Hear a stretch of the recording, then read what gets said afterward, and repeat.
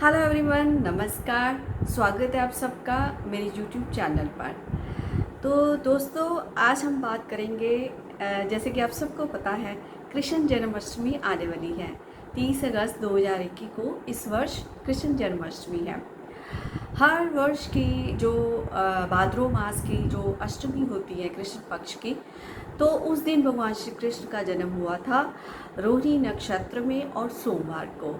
तो इस बार ये शुभ संयोग बन रहा है कि सोमवार भी है और रोहिणी नक्षत्र भी है। तो आज मैं कुछ खास उपाय शेयर करूंगी आपके साथ जो जन्माष्टमी को किए जाते हैं।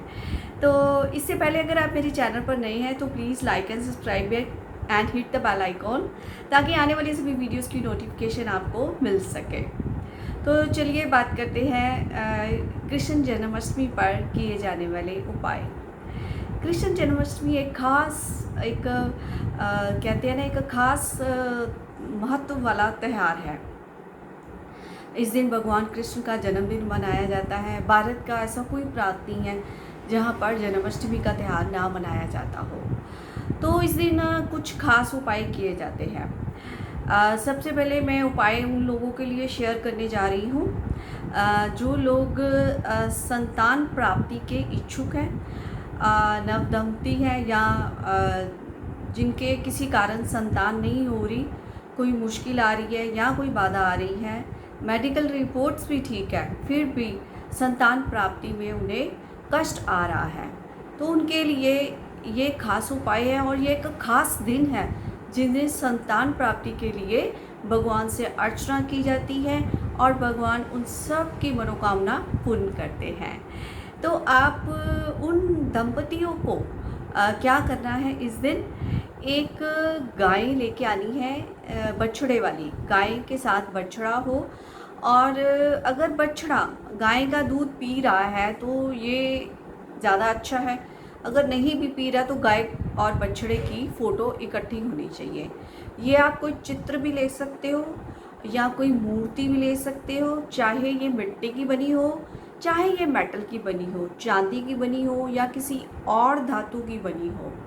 आपको ये बाज़ार से लेकर आनी है और इस दिन अपने घर में स्थापित करनी है।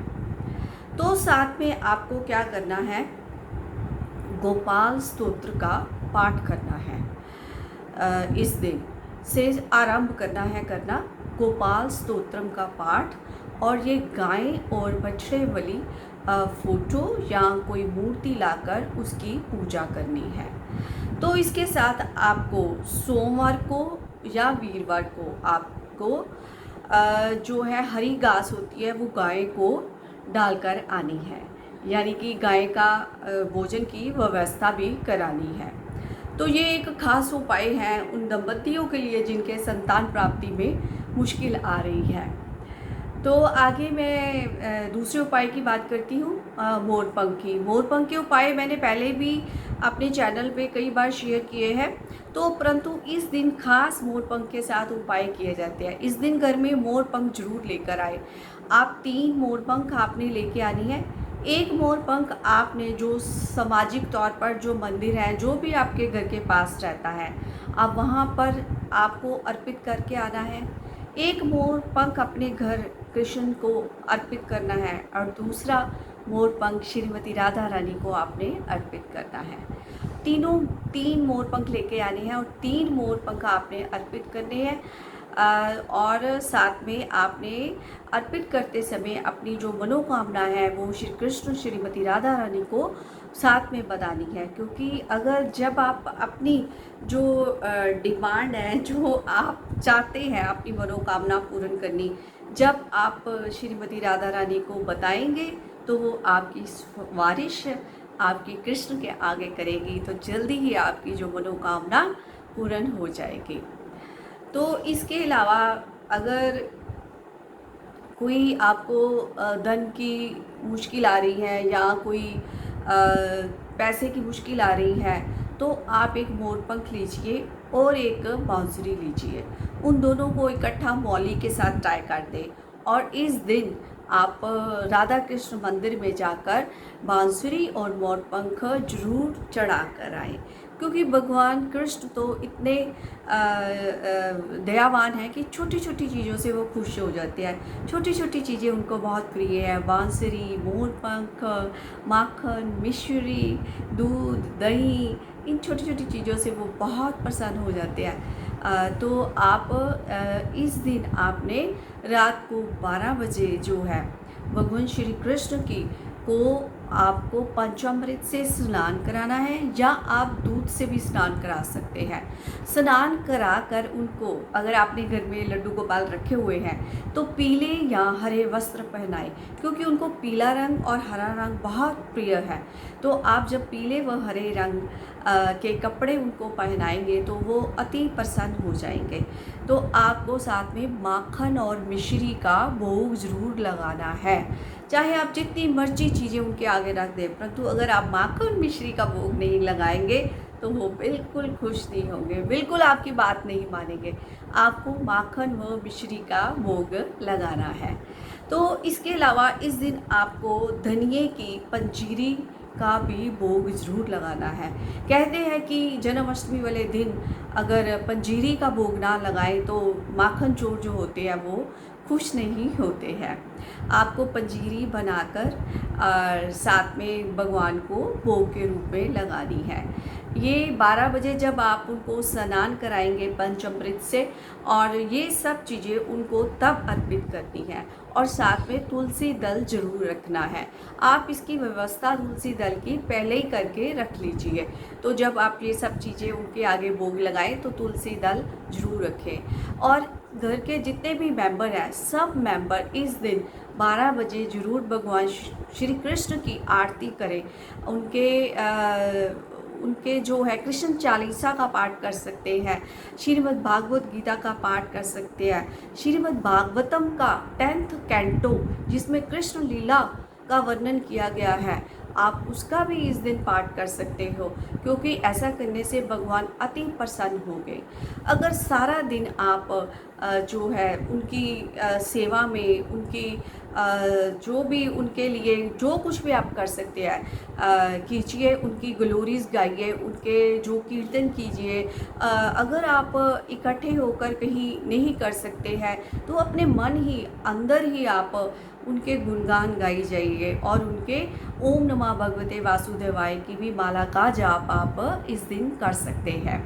क्योंकि इस दिन किया गया कोई भी उपाय जो है, छोटे से छोटा भी अगर आप करते हैं, सिर्फ मन का भाव, वो सिर्फ भाव के भूखे, उनको कुछ नहीं चाहिए। और जितने भाव से, जैसे भाव से आप करेंगे तो वो उतनी जल्दी ही प्रसन्न होंगे।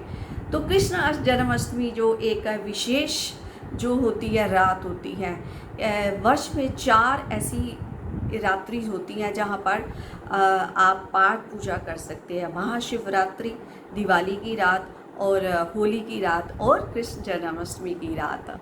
तो इस रात को कहते हैं, मोहरात्रि भी कहते हैं, कि इस रात को हमें भगवान कृष्ण का नाम जो है उनका स्मरण करना चाहिए, उनके गुणगान गाने चाहिए, उनकी जीवन की लीलाओं को पढ़ना चाहिए, उनके जो है श्रीमद् भागवत गीता के उपदेश का स्मरण करना चाहिए। वो हर जीवन के हर पक्ष में हमें गाइड करते हैं। वो एज ए पॉलिटिशियन भी हमें गाइड करते हैं, एज ए जैसे कैसे जीवन हमें बताना चाहिए, जो हमें जीवन का पाथवे भी हमें बताते हैं, और हमें बालक के रूप में कैसी नटखट शरारतें करनी चाहिए, कैसा हमारा मन जो है बालक के रूप में शुद्ध होना चाहिए। हर चीज़ के बारे में वो हमें बताते हैं। जीवन का ऐसा कोई पहलू नहीं है जिस पर उन्होंने हमें ज्ञान नहीं दिया है। कोई भी अगर हम युवावस्था में हैं तो हमें कॉलेज या स्कूल में कैसे पढ़ना चाहिए, कैसे एक हमें जो है शिष्य बन के रहना चाहिए, और कैसे हमें शिक्षक का पालन करना चाहिए। हर जीवन के पहलू का ज्ञान हमें भगवान कृष्ण की शिक्षाओं से मिलता है।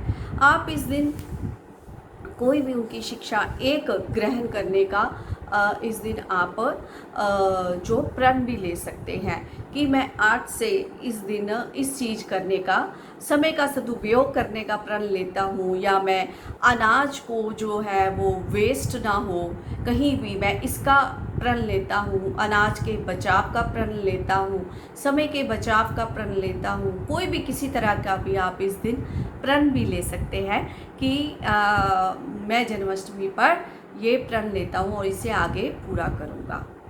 तो जो आप रात के 12 बजे जो जी जय श्री गोविंद जय जय श्री राधे इस ध्वनि के ऊपर भी आप जो है आप बैठ सकते हैं पूजा के लिए, पाठ के लिए। तो इसके अलावा हम जो भगवान को जिस भाव से जो कुछ भी अर्पित करेंगे तो वो उनके लिए जो है हम उनका मन को जीत सकेंगे, उनकी ब्लेसिंग्स को प्राप्त कर सकेंगे, उनकी अनुकंपा को प्राप्त कर सकेंगे। तो मैं आशा करती हूँ कि ये जो जन्माष्टमी का त्यौहार है विशेष आप हर्ष व उल्लास से मनाएं और उनकी कृपा को प्राप्त करें। जितना हो सकता है आप उनकी सेवा करें भगवान की। और क्योंकि भगवान श्री कृष्ण विष्णु जो जी का ही रूप है, अगर विष्णु जी खुश हो जाते हैं तो माँ लक्ष्मी खुद ब खुद खुश हो जाती है। विष्णु जी की कृपा प्राप्त होने पर लक्ष्मी जी की कृपा खुद ही प्राप्त हो जाती है। तो ये एक शुभ अवसर है जन्माष्टमी का, जब हम श्री कृष्ण को खुश करके हम भगवान विष्णु की भी और माँ लक्ष्मी दोनों की जो है हम अनुकंपा प्राप्त कर सकते हैं। जय जय श्री राधे। और आप सबको जन्माष्टमी की बहुत बहुत हार्दिक शुभकामनाएं। Thank you so much.